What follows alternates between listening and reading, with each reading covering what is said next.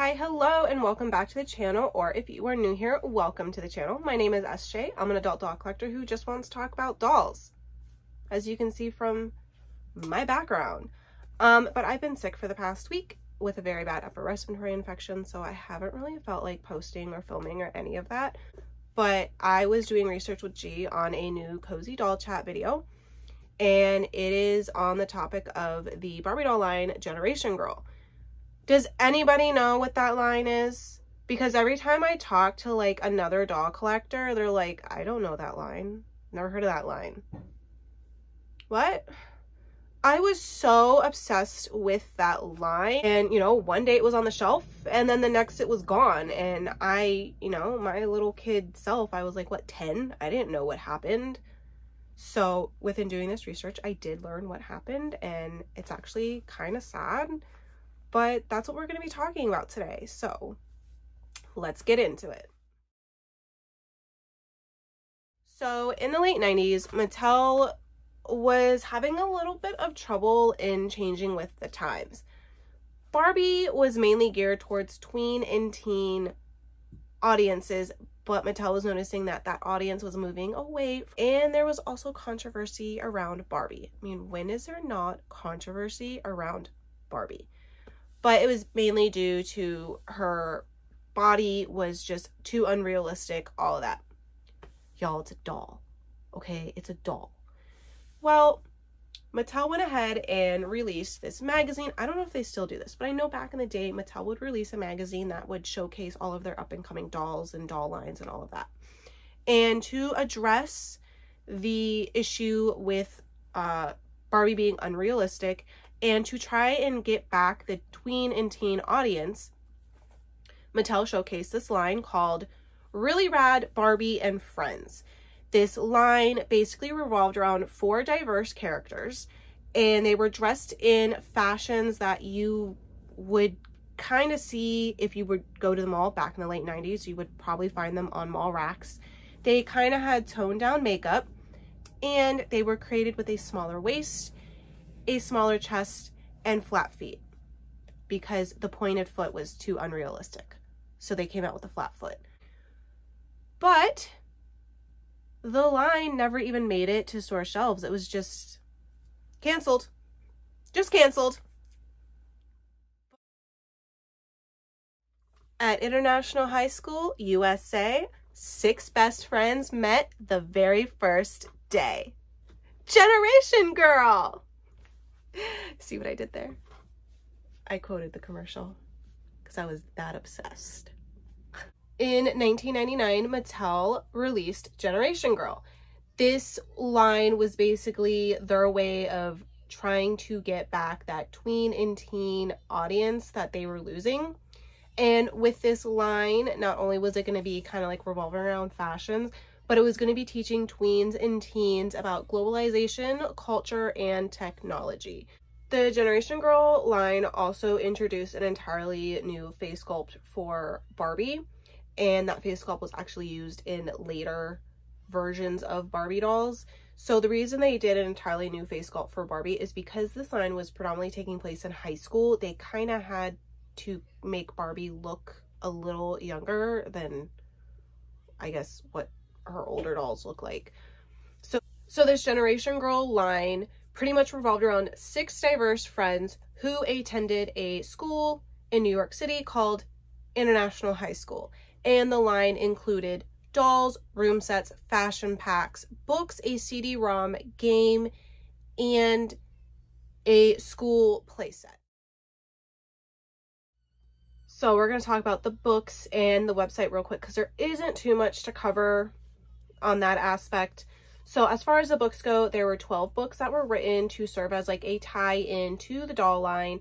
And with these books, you could read more into the backstories on these characters and stuff like that. And it was also just like little stories that happened between the characters and everything. As far as the website goes, this is the technology part almost of the doll line. So with the website, it was called generationgirl.com. Simple, very basic thing. And when they would advertise the website, they would put down on the bottom ask a grown-up before going online. So this was supposed to teach kids kind of how to like use a computer and go online and be safe and stuff like that.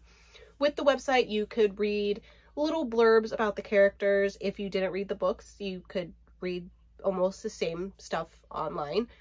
There were quizzes you could take, and the coolest thing about it was you could go into like this little chat room. I don't think you could chat, but it was like a chat room, and it was chats between all of the characters in the doll line talking back and forth. So it was like really cool because it's almost like you were watching. It was almost like a real world. Mattel just like created this like world building experience, if that makes any sense, to where it was like you were immersed into it, and like these dolls didn't seem just like dolls. They almost felt like actual characters. All right, so now we're gonna talk about some dolls. So the first edition dolls were basically called that because they were the introduction into the Generation Girl line, and there was 6 dolls altogether. There was Barbie, Chelsea, Nichelle, Laura, Tori, and Anna. Each of the dolls were released with a second outfit and with a bunch of accessories that highlighted their interests and their hobbies. And like I have mentioned, these dolls were given very elaborate backstories. And I feel like the backstories was the best thing about this line because it helped you connect with the doll even more and understand who they were and stuff like that. So with Barbie, she was born in Malibu, California, and she was attending Malibu High. And she got the opportunity to attend international high school when her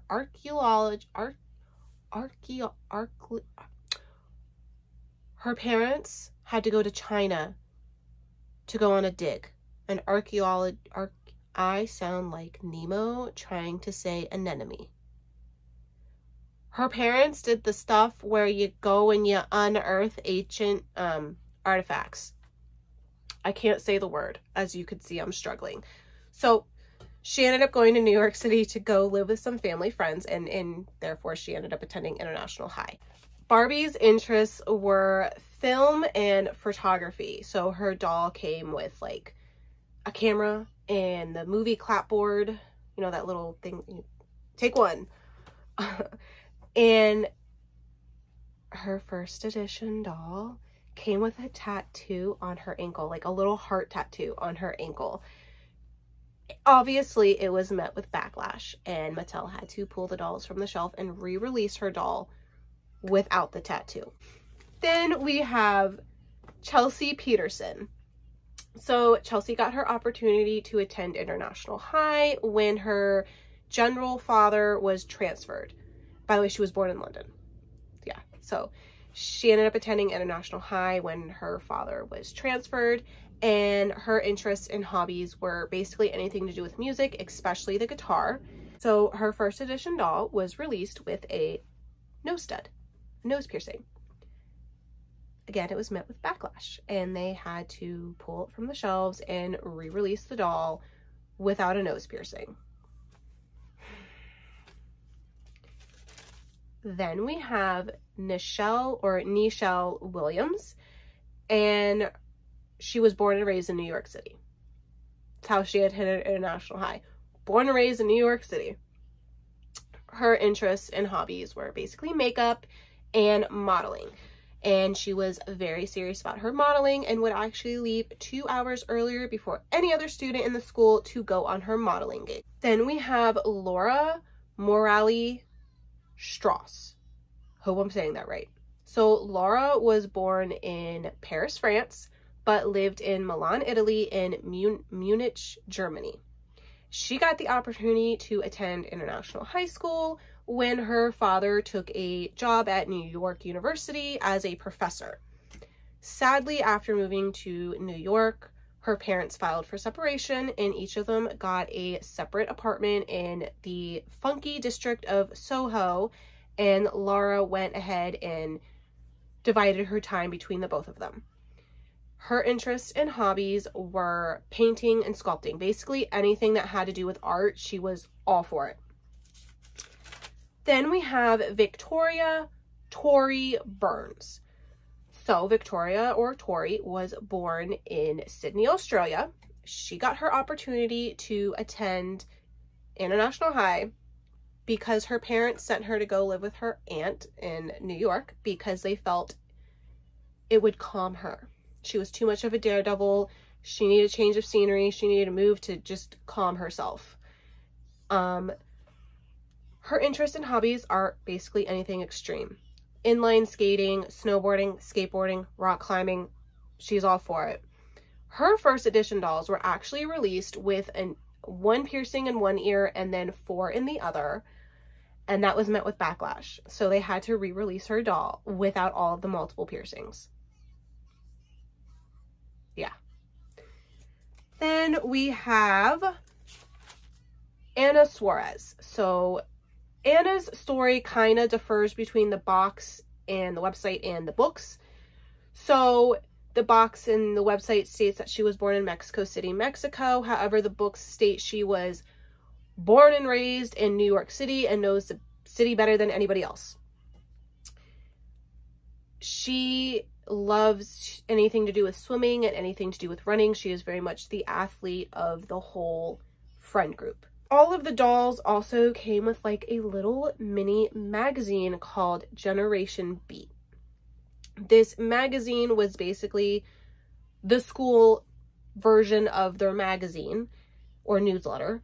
And in the magazine, you could read stories on the girls and up and coming stuff and all of that good stuff. So, where did the name Generation Girl come from? This I found out doing this research, and I thought it was so cool. Because all of them worked on the school magazine together that was called Generation Beat. They called themselves Generation Girls. I love that so much.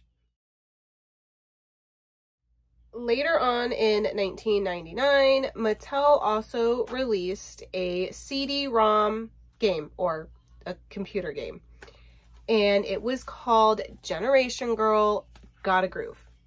I spent countless hours at my grandmother's house playing this game. I was in love with this game. A majority of my computer games were Barbie games, but this is the one that I always went back to. So with this game, you could choose from 5 of the characters. You couldn't choose Lara because Lara pretty much helped you like choose the backgrounds sets for the dance. I don't know why she didn't dance, but she didn't dance. But you could choose from 5 of the characters. And what you did is you chose music, the music that you wanted to have these girls dance to. Then you went into like a little performing type of studio, and I think you could pick like 1 or 2 characters, and you chose from these like little things that look like playing cards, and each one of these cards had a certain dance move on them. And what you did is you combined all these cards together to make like a whole dance to one of the song choices that you chose from. And then you could choose their performing outfits and the colors and all of that. And then at the end of all of that, you could sit and you could watch them perform the routine that you created. Yeah, so there's just like multiple like different routines in mix and match kind of stuff that you could do that kept me occupied, and I think out of my, grandmother's hair for, hours on end, because I was thoroughly obsessed with this game. In 2000, we got our next line of dolls, and this was called the Dance Party line. So this line was basically revolving around a dance that was going to be held at International High, and it was also going to showcase the ways in which the friends liked to chill. This line sadly saw the departure of Anna, who transferred out of International High, but we got 2 brand new characters. With Barbie, her favorite way to chill is taking pictures of her friends. And the dolls all came with like their dance outfit and like another outfit piece, and then a bunch of accessories that revolved around the ways they liked to chill. And there was also like a little tube of like body glitter included in the packaging. Tori, she was like one of my favorites in this dance line because I loved her outfit. So her fave way to chill is snowboarding because she is very much into extreme sports. Chelsea, her fave way to chill is playing different instruments. This doll was a Toys R Us exclusive, and I remember getting her for my 11th birthday. And oh, her dance outfit, the detail in that dance outfit that she had, that crochet rainbow colored dress, beautiful, beautiful. Then we have Laura. Her fave way to chill is by sketching her friends. I had this doll too. Thoroughly obsessed with this doll as well because I loved her outfit.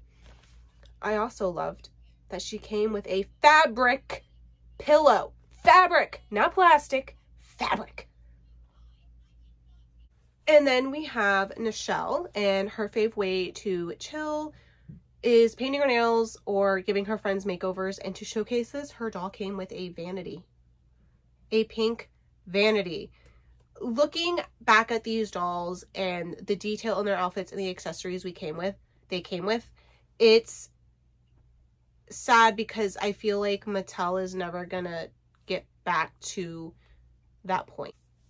Then we are introduced to Blaine Gordon, one of our new characters, and his backstory is he was born and raised in New York.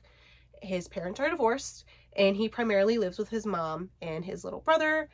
And his fave way to chill is by listening to music because he is also a DJ.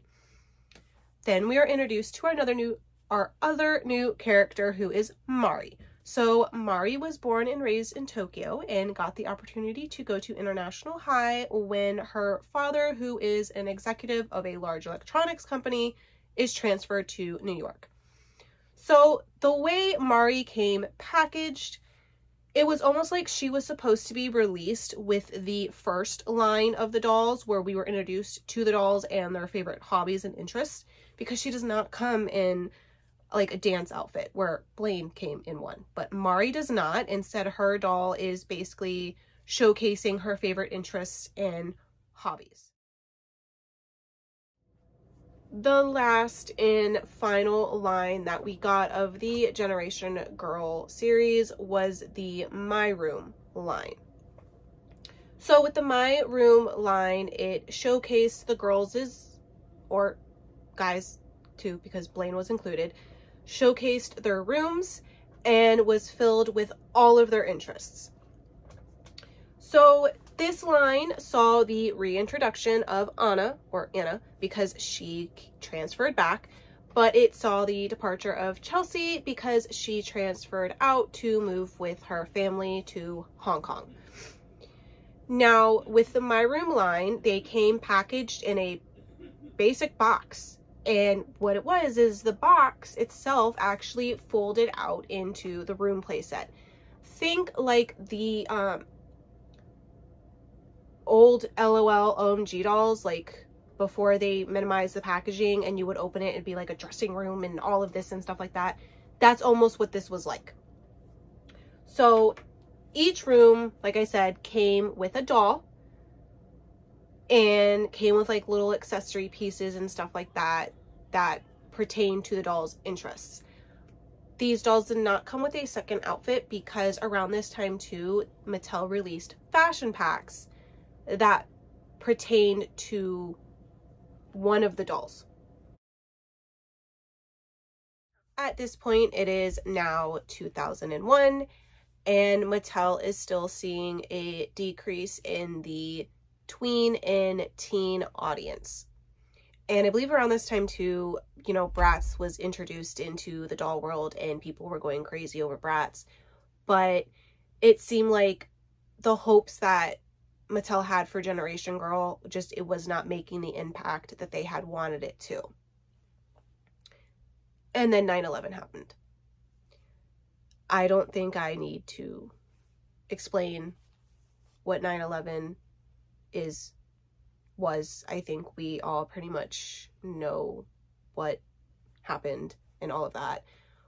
But 3 or 4 days after 9/11, on the Generation Girl website, in the chat room feature between the characters, Mattel released a statement saying, "Mattel and all the dolls and toys from Mattel want to reassure you that we are all fine. Barbie and the Generation Girls and their family and friends are all safe. We know that many of our friends are saddened this week. Be sure to talk with a grown-up about your feelings. If you want to cheer someone up who may be sad, you can draw a picture or write a letter." In the following weeks, the chat room feature between the characters was showing them talking with one another about how they were helping the city out, because if you do not remember, International High School was in New York City. So they were talking about how proud they were to be in New York and to help the city out and all of that. Then in November of 2001, the chat feature between the characters was showing or discussing the ways in which they were all going to leave International High. So Barbie decided to move to China to be closer with her parents. Tori decided to be an exchange student elsewhere, and her host family actually owned an athletics academy type of thing, so she was all for that. Lara moved to Italy to study Italian art forms, like she moved there as an exchange student. Anna and Blaine both became exchange students in Peru to teach the kids English because they were romantically involved. They started dating. Nichelle decided to move to Paris to further her modeling career, and Mari moved to London as an exchange student. And with that, the Generation Girl line was over.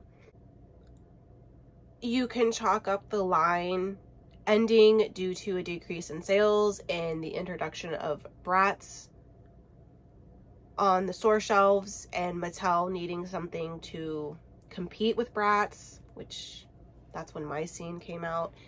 And you can also chalk it up to it ending because of 9/11 happening and because of the location of the school. Mattel just felt that it wasn't right for the series to continue because it had taken place in New York, and with the events that had happened, they didn't want to continue to do that.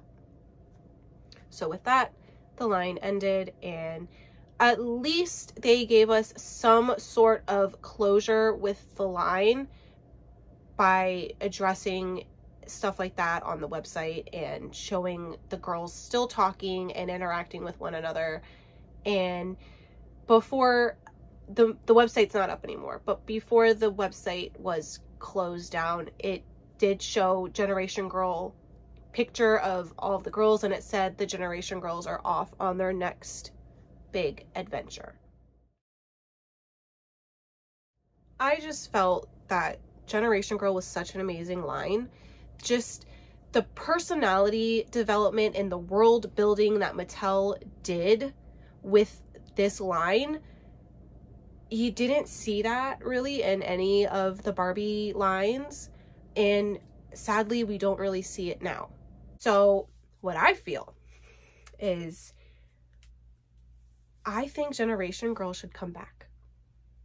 I would love to see it come back, especially with the fact that we have the fashionista line now, and so Mattel could really create a very diverse group of friends and maybe make the location somewhere else and maybe not call it International High, you know, and stuff like that. But take dolls from the Fashionista line, give them some form of articulation, like maybe Barbie extra articulation, characters, names, backstories, personalities, interests. I want to see it again because it was so amazing. And if we're doing that with Monster High, Mattel, why can't we do that with like your regular Barbies? Like, what? Why aren't you doing this? I know we're not going to get the detail and everything that we once did with like the play sets and the clothes and the accessories, but it would be so cool to just see that come back out on the doll market. I mean, I know everybody wants My Scene to come back. I want to see Generation Girl come back because that was just an amazing line. Just the world building that Mattel did with it was just amazing. And I feel like the world building that they did with Generation Girl when they started Monster High, I feel like that world building experience that they had with Generation Girl helped them with that world building experience with Monster High. If that makes any sense. Probably not. But go ahead, comment down below if you guys remember Generation Girl, if you had a favorite character, if you would like to see it come back, you know, all that good stuff. And I hope you enjoyed this video. It was something completely new and different. And yeah, I hope to see you in the next one. Love you. Bye.